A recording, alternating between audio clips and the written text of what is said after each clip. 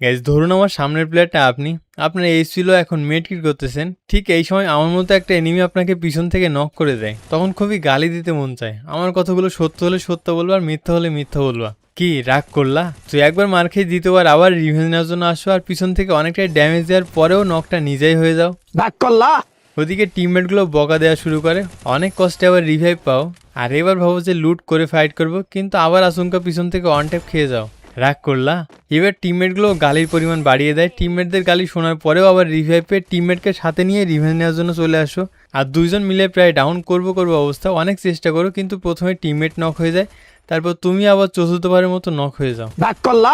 এবার টিমমেটগুলোর মধুর বাক্য সহ্য করতে না পেরে এবার ব্যাপারটা ইগোয় নিয়ে নিলা, আর পুরো স্কোয়াড নিয়ে রাশ করার চিন্তা করতেছো। তো তারপর কি হয় দেখেন।